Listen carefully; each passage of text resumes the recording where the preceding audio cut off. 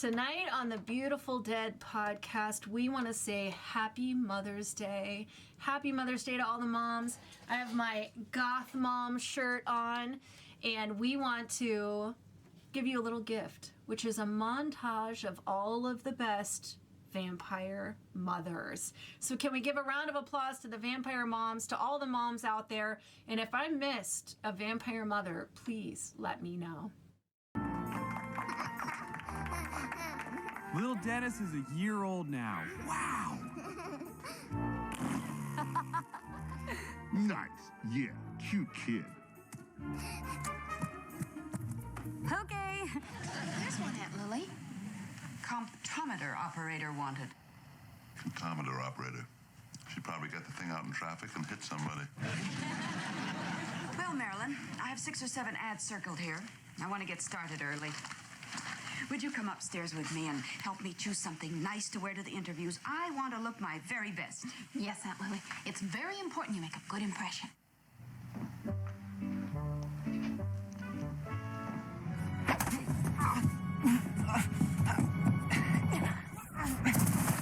You imprinted on my daughter? It wasn't my choice. She's a baby! It's not like that.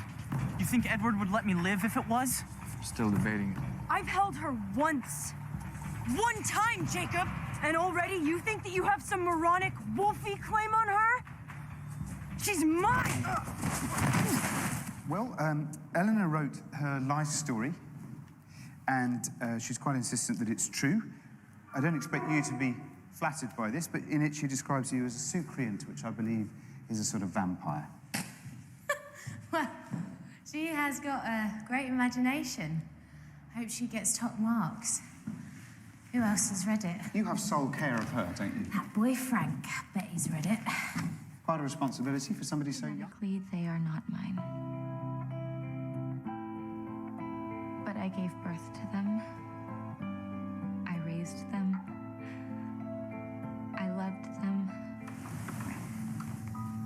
Jesus, do the fields need tilling? Much as it pains me to deprive Monsieur of his customary 14 hours, he has an appointment. Roman, you're an adult. Lily formed the congregation and the knights to ensure the survival of our species, but also to protect me. The disease is in my bloodline. I'm asymptomatic, but others weren't so fortunate. That means that Matthew is fully afflicted.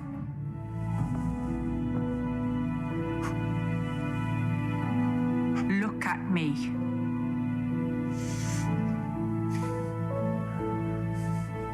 Do you know why I'm here? You're here to kill me. Nicholas, you are my son. And I am here to forgive you.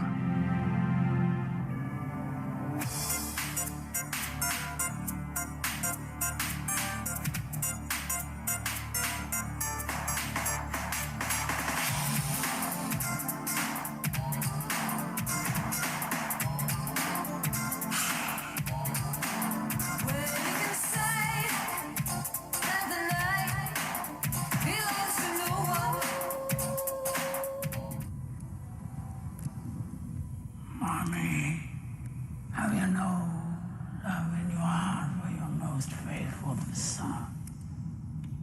Curse you, Adu. Leave my abode. I bring you a sacred gift. The blood of my father.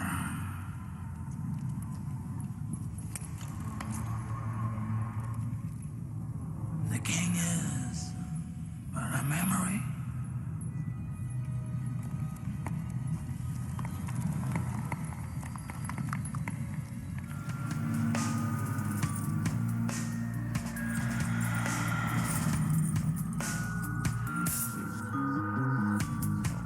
So many words can describe my fate.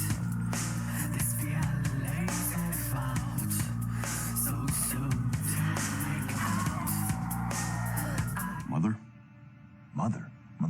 what, Mother of Dragons? I wish. Says it a few times here. Mother of all.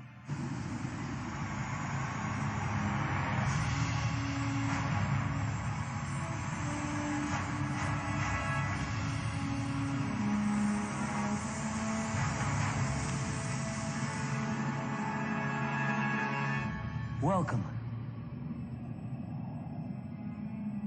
You kept me waiting. The hell does Mother of all mean? I don't know.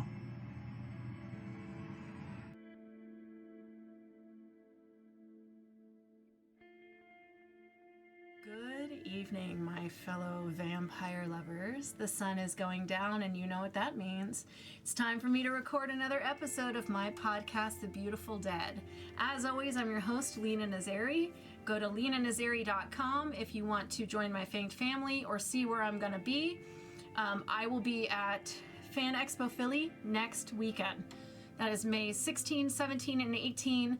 Tony from Hack the Movies will be at my table on May 18th. And also my vampire panel is May 18th at 4 p.m. If you want to come over to Fan Expo Philly, meet me, meet Tony, come to the vampire panel, books, pictures, see my Vampire Hunters kit from 1860, I think it is, on loan from the Vampire Museum in Philly. Come check it out. It's going to be a lot of fun. If you want to get a message to me, Instagram is probably the quickest. So go find me on Instagram. That's The Beautiful Dead Podcast. I do answer all my DMs, or you can just comment on this video. I see that people who watch this aren't subscribed. All I'm asking is just hit subscribe. It doesn't cost you anything, but it makes a world of difference for me.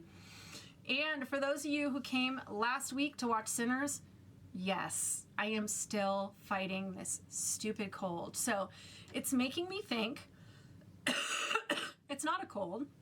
I think it is allergies related to the fact that Pittsburgh keeps raining and raining and raining and kicking up whatever's in the ground, and then we get these crazy winds, blows everything around, and then we get 1 hour of dry, and I have to go out and cut the grass, and so hopefully my poor body will adapt soon and this will go away. All right. So this is the one that we were going to do last week, but that got usurped by Sinners, which if you haven't heard me talk about Sinners, go check it out. That was last week. And if you haven't seen Sinners, oh my God, go watch it and then go watch my review. You won't regret it. So we are going to talk about Vamp You. P.S.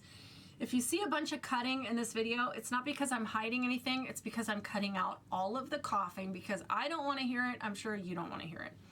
So I have my Code Blood mug here and water to see if I can somehow make it through this review. So Vamp You I stumbled across on Amazon Prime.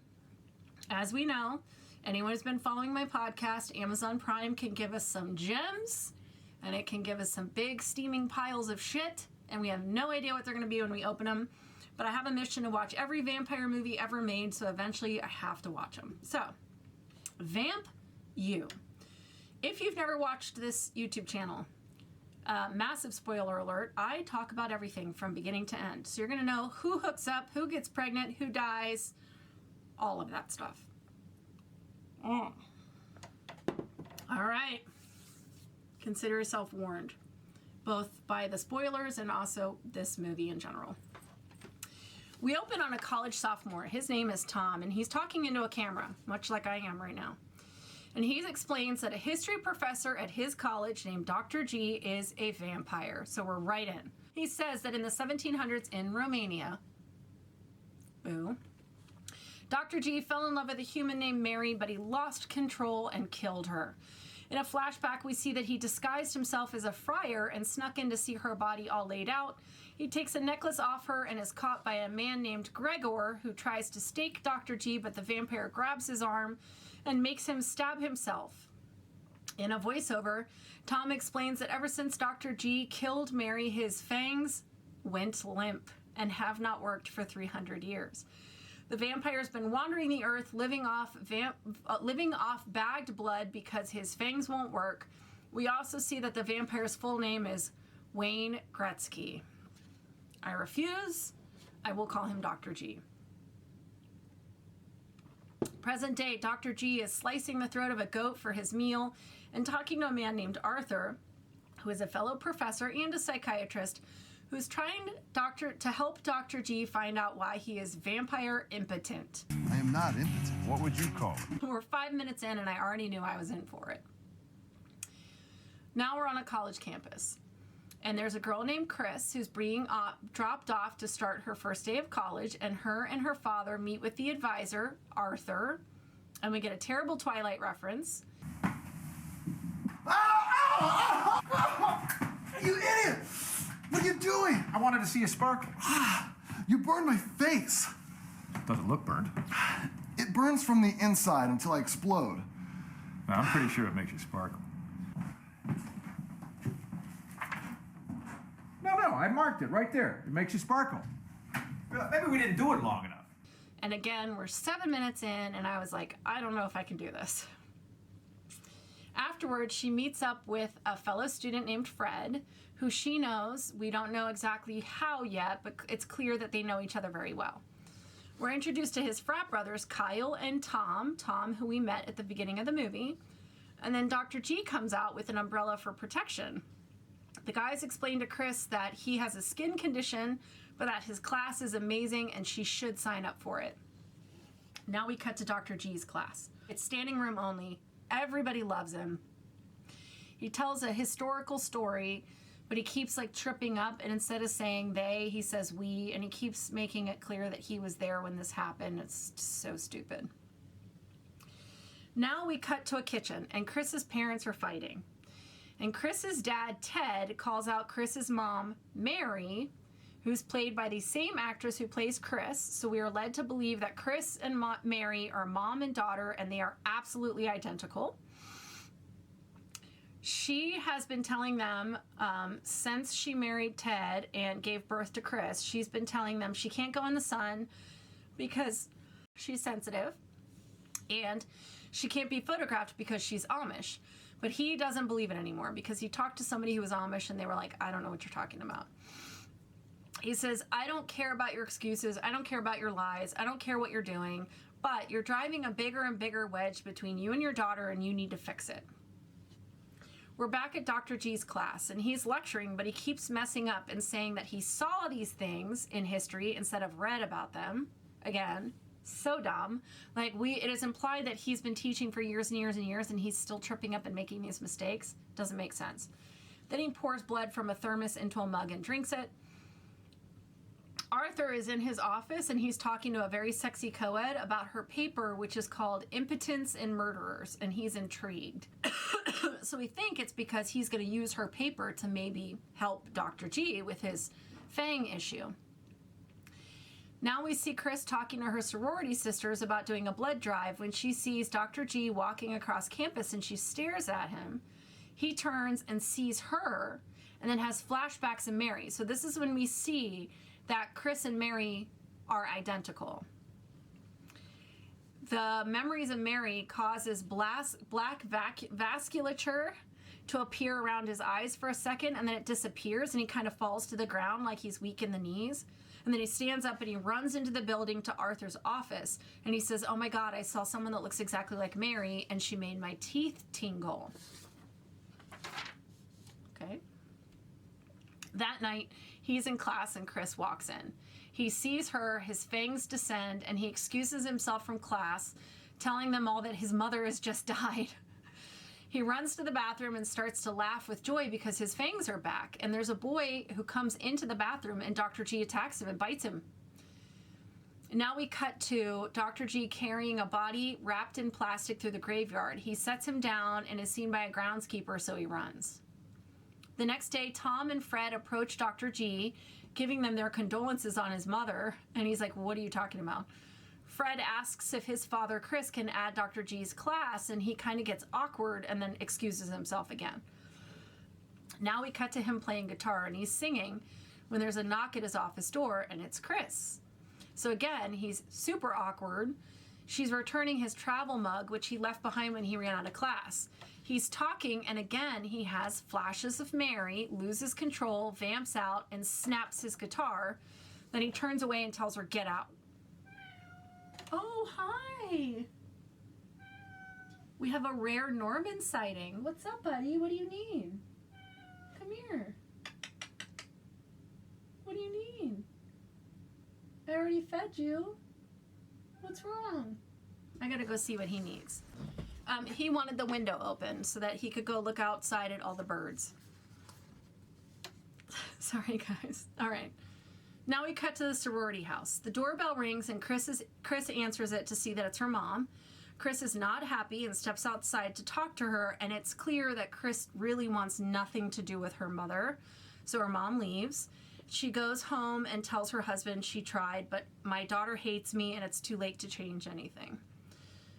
Dr. G is in his office and asked Chris to come by so he can sign the ad slip for his class. He explains, you can't do the night class, but I'll give you a spot in the day class because an opening just occurred. At this point, I paused the movie because I was like, I don't know how much more I could take. And we were only 27 minutes in. Oh boy.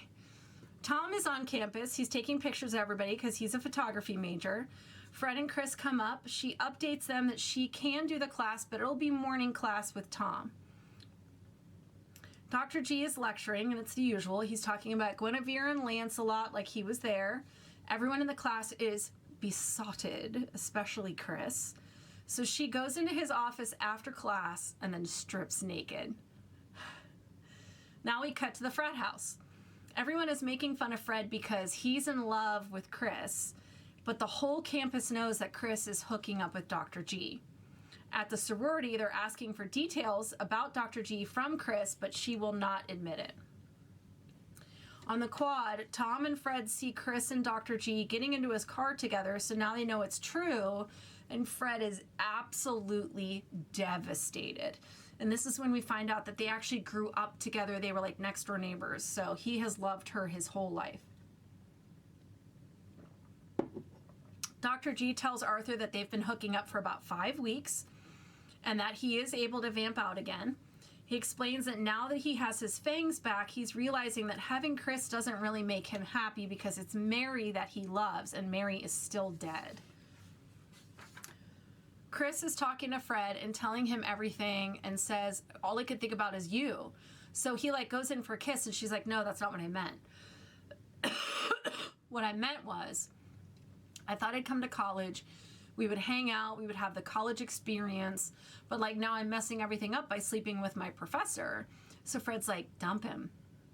Back in the dorm, Tom is editing the photos he took and he realizes that Dr. G does not show up in photos. So, vampire pause. We know that the fangs come and go, but they can be sort of shut down. Apparently, if you get a big enough trauma, they can be shut down. We know that when you vamp out, the fangs descend, you get black vasculature around your eyes. At least Dr. G does. We know you can be in the sun as long as you're not directly in the sun. You have to be covered. And we know that vampires do not show up in photographs. Okay. The next day in class, Tom is taking pictures as Dr. G is lecturing, and he keeps coughing to cover up the shutter, quite as I am right now. Now, later in the office, Dr. G and Chris are post-coital, and he's encouraging her to get going before the sun sets. So we realize that he can control himself around Chris during the day, but at night, seeing Chris makes him vamp out. She's annoyed, and they admit to each other that it's really not working. And he says, Mary is probably rolling in her grave. And she's like, my mom isn't dead. And he snaps and says, wait, what is your mother's name? And she says, Lipinski. He vamps out, bites Chris, and then realizes what he's doing and pulls back. She's still alive, but he is freaking out. He takes her to his house, leaves her in his bed, and leaves a note next to her that says, stay here, we need to talk, there's blood in the fridge. Romantic. He shows up at Chris's parents' house asking for Mary, but her husband says she's not here. So Dr. G says, do you have a picture of her? And he says she doesn't like to be photographed. He hands the husband a box and says, this belongs to her, and then leaves. And he's laughing and jumping up and clicking his heels. In his office, he explains to Arthur that Chris will be a vampire, that the mother must have been in a coma when she was buried and then climbed out, but she wouldn't necessarily pass it on to her daughter. This is when he explains the turn. He says, it's not about the bite, it's about the drinking of the blood. I could slice your wrist, drain a pint into a glass, and drink it, and tomorrow you'd be a vampire. We're going to get to how I feel about that. He returns home to talk to Chris, but she is not there. Duh, dumbass. At the frat house, Tom is trying to explain to Fred that Dr. G is a vampire when Dr. G walks into the frat house looking for Chris. They tell him she's probably at the sorority's bonfire. Mary returns home to find the box that Dr. G left, and her necklace is inside, the one that he took off her body hundreds of years ago. Meanwhile, Dr. G arrives to the bonfire site in the middle of nowhere and finds dead bodies everywhere. There's one survivor, and Dr. G snaps his neck. Chris is in the back of a pickup truck drinking from someone, and she says that she has killed 29 people so far. Okay. He tells her she won't cast a reflection, that she needs to stay out of the sun, and that she needs to not leave people alive because they will turn. She knocks him out and runs off to do whatever she wants. The next day, Dr. G goes to Mary's house. She opens the door and they kiss. The husband sees it and says, I want a divorce, and then he rollerblades off. This movie. If you think that the description is all over the place, that's because the movie is all over the place. I am reading it to you exactly how it is being watched. You gotta trust me on this one. Dr. G and Mary go inside to catch up. They reminisce. They're getting to know each other again. And then he confesses that he had sex with her daughter, but he doesn't love her, and also he's turned her and she killed 29 people. Understandably, Mary is very upset and says, get the fuck out. At the sorority, Chris is all make-uped up. She's in black leather. She starts to make out with one of her sorority sisters and then bites her. Two sisters run into the bedroom and she goes after both of them too. At Dr. G's house, he's in the tub. Arthur's sitting on the floor next to the tub trying to help Dr. G get over Mary. Pause. Has anybody ever been like so distraught that they're in a bubble bath and their best friend is sitting on the floor next to them? I can't tell if that's weird or like super sweet, and I'm sad it has never happened to me.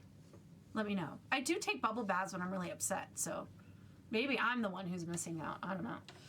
Dr. G explains that sometimes vampires are what's called super vampires, which means they kill way more than they need to, and the only way to stop them is to kill them, and he thinks that Chris is a super vampire. Back in his office, Chris and Fred come in and pull the blinds to try and kill Dr. G, but they're unsuccessful. Paused it. There was still 37 more minutes to go. Dr. G admits to the boys what he did and that they now need to kill Chris. They have to make a stake out of ash wood, which is interesting. He explains that he isn't stronger than Chris despite his age because he can't vamp out again because he's heartbroken. He also explains that vampire bone is very dense and Fred is not doing well because he has loved Chris his whole life. So that's interesting.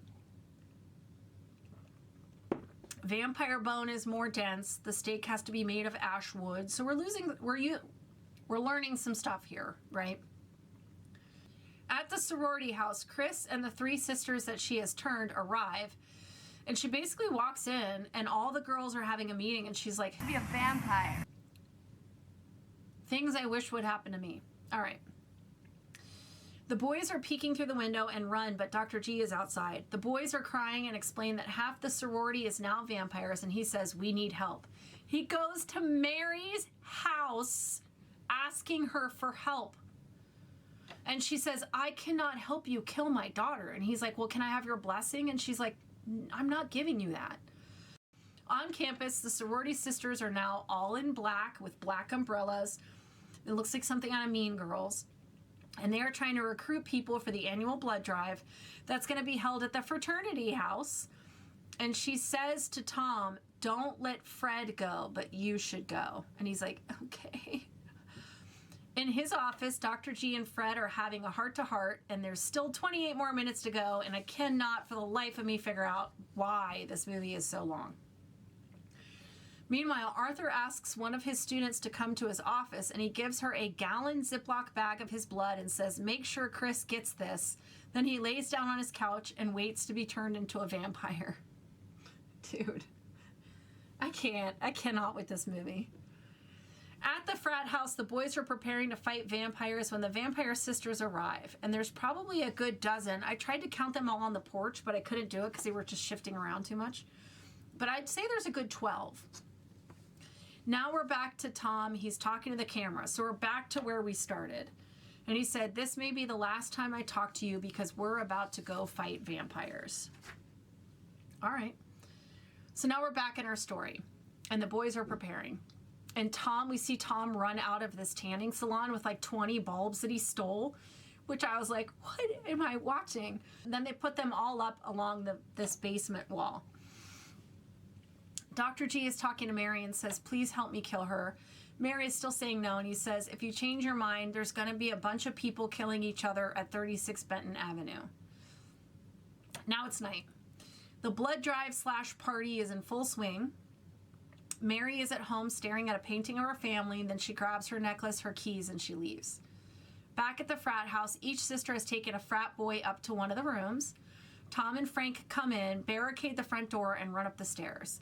They break down a door and are chased by the vampire, then scream for Dr. G, who peeks his head into one of the second floor windows and tempts one of the vampires out onto the roof. Then he pulls her off to land in the backyard where they have a bunch of stakes in the ground, stake up. So you look over this roof, and the whole backyard just has a bunch of stakes sticking out of the ground, like Vlad Cepish's dinner. So the plan is to pull these vamps one by one and throw them up. Meanwhile, another is staked inside. Chris is in the bloodmobile that is parked outside, and she's asking the nurse, how do you preserve blood? Back in the house, another sorority sister finds Chris, and he says, let's go to my room, but Tom gets to watch. And she's like, that's fine. They lure her into the bedroom onto the bottom bunk with Tom getting on the top one. Then they pull a rope, which collapses the top bunk down onto the bottom one, and then onto the floor where there are stakes. It's very convoluted. Meanwhile, another sister peeks her head out of the window to see Dr. G on the roof, and she comes out and he pushes her onto another stake. Now, Dr. G comes into the house, and we see that Chris has killed the nurse and is stealing all the blood, and she's leaving the bloodmobile when she sees her mom pull up. Inside the frat house, our heroes are up against 6 sorority sisters are left. Tom runs down to the basement. Fred is upstairs. Dr. G is on the main floor. So they're trying to split the girls up.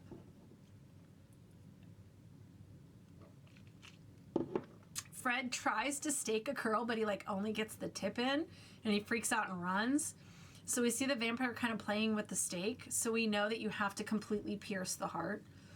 Down in the basement, a girl is attacking Tom when he turns on a surge protector, and all the tanning bulbs that they stole light up, and this vamp bursts into flames. So we know they can't be in the sun directly, or they will burst. She blows up. Fred has climbed out the window and meets up with Mary. Mary pretends to be Chris and comes into the house to trick all the vampires, but pretty quickly they figure out it's Chris's mom when they see her necklace. One by one, though, they manage to wipe out the sorority vamps. So all that's left is Chris. They track Chris down to the sorority house and realize that before they get to the sorority house, they were like, you realize if Chris drinks all that donated blood, all of the people who donated today all turn into vampires, and by tomorrow we're going to have so many vampires. We have to find her. So they track her down at the sorority house, and she's been mixing the donated blood with Monster, like a mixed drink, which is a wild thing. I can safely say I've never seen that, and I'll never look at Monster the same way. They work together to hold her down, and Mary holds the stake over her chest, and Fred uses the mallet to pound it in. As she's dying, she hands Fred a flash drive and says she made him a mix for his iPod. Good hit, Fred! I'm so sorry, Chris. It's okay. I never would have killed you if you weren't a vampire. I know. But I was gonna kill you. But not before I gave you this.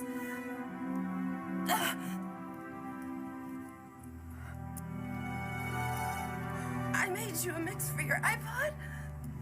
Sad music plays, and Fred runs out of the house to cry. Dr. G and Tom leave the room so Mary can cry over her daughter's body. They find a lot of empty blood bags, so Dr. G says, we're going to have to kill some vampires. And then they see the bag that says Arthur's name on it. Dr. G says, that son of a gun. Credits. That is how it ends. Yes. All right. I'm not breaking this down. We're not doing ratings. We're not doing tropes I love, tropes I hate, none of this stuff. I'm going to wrap up all my thoughts and everything into one giant rant. When it comes to vampire movies, I have seen goofy, gory, surreal, artsy, creative.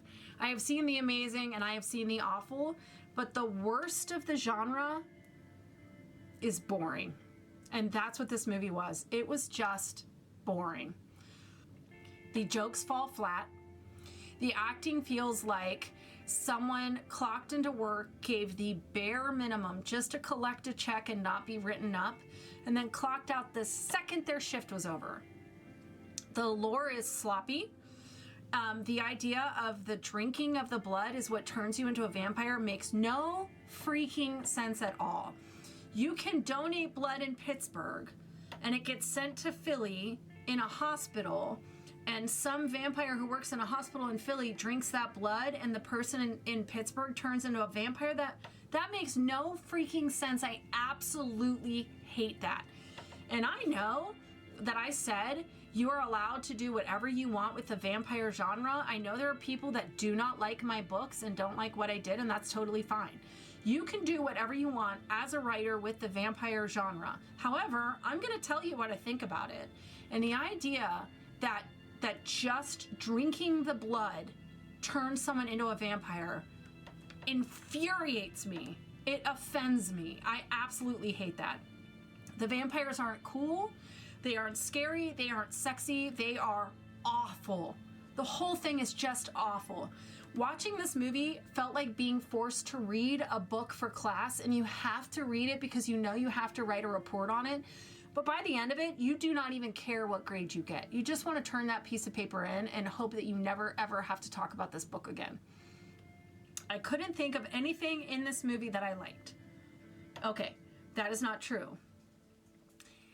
When they referred to not being able to vamp out as vampire impotency, that was kind of funny. That was pretty good.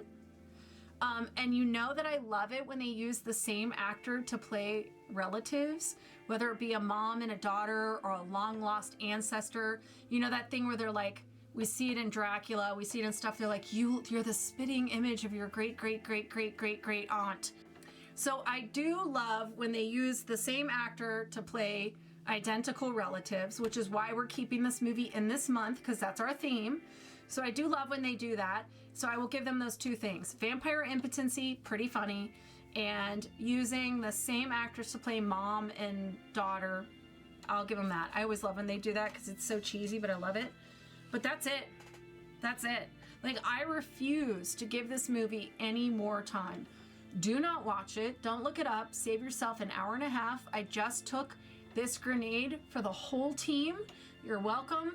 I will never watch it again. I will never do it again. And it's a real shame because the actress who played Chris and Mary played Blair in my favorite Christmas movie, which is Christmas with the Cranks. And now I think this December when I watch it, I don't know, it might be a little sadder. Also, the guy who played Arthur, I'm blanking on his name. I'm gonna look it up because I'm gonna be so mad at myself. But this guy is in so much stuff. He played the boss in Office Space. He played the father in Ricky Bobby. He played the father in the Brady Bunch. That guy is Gary Cole. I didn't even need to look it up. Gary Cole plays Arthur. Like, I don't know. Did someone put a gun to your head and threaten your family and that's why you had to do this movie? I don't get it. Maybe you just always wanted to do a vampire film. I don't get it. There are so many things that are introduced and never followed up on. Like, what happened to the kid that you fed on and then left him in the graveyard?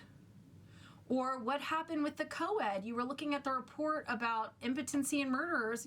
They never followed up on that. Like, all these little things that were introduced. And why name him Wayne Gretzky? Did you think it was funny? I just hate this whole thing. I'm so glad I recorded this because I never, ever, ever want to talk about this movie ever again. Anybody involved in this movie, shame on you. You make me mad. All right. Let me know down below what your thoughts are. Are you now so intrigued by how bad it was that now you feel like you have to go watch it? Or are you going to trust me and never watch it? I'd love to know. If you made it all the way to the end, put in the comments vampire impotency. We'll confuse everybody who never made it to the end, and it will be so funny, and at least it will make me chuckle, and it will make all of this worth it.